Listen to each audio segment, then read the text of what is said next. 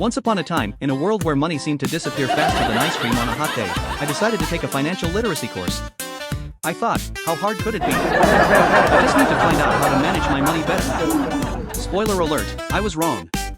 The first lesson started with a lovely lady who looked like she had never seen a credit card bill in her life. Money is a tool, she said, and you must learn to wield it wisely. I sat there, nodding like a bobblehead, thinking, I can totally do this. But then she showed us a pie chart that looked more complicated than my love life.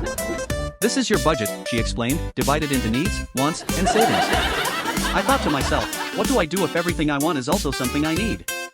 Like pizza, for example? As the course progressed, I began to realize something alarming. I had been living in the land of financial denial. It turns out my understanding of budgeting was as accurate as my understanding of quantum physics. I mean, I thought budgeting was just a fancy way of saying how much can I spend before I get kicked out of my apartment? The instructor then introduced us to the magical world of investments, and I was immediately impressed. Investing is like planting a seed, she said. You have to nurture it to see it grow. I thought, great. So when do I get to water my money with iced coffee? Then came the section on debts, which felt like a horror movie.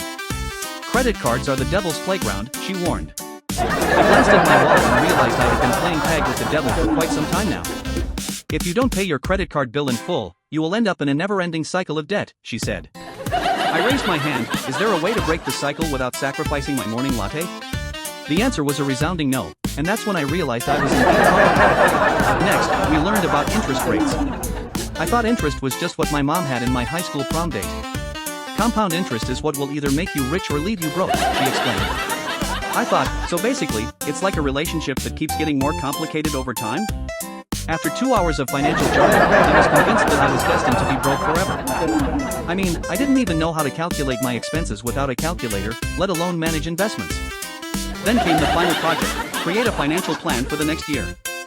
This is where you put everything you've learned into action, she said, looking at us like we were about to win $1 million. I stared at my blank sheet of paper, feeling like I was being asked to write a novel after just reading the title.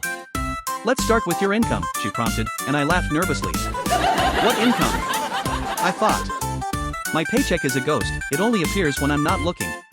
After a few awkward minutes of silence, I wrote down zero for income and moved on. Next, we tackled expenses, and that's when I had my epiphany. My expenses were like a hungry hippo.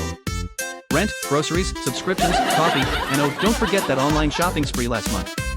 By the end of the project, I realized I was spending more on wants than I was on needs. I had a light bulb moment. I was broke because I was treating my finances like a buffet. I can have it all. I thought, piling my plate high until I realized I couldn't even lift it. So, here I am, a proud graduate of a financial literacy course, and I know exactly why I'm broke. It's not because I don't have money, it's because I have an unhealthy relationship. From now on, I'm not just going to manage my money, I'm going to date it, with boundaries. I'll treat my finances like a delicate flower, water it, nurture it, and for goodness sake, stop stepping on it with bad spending habits.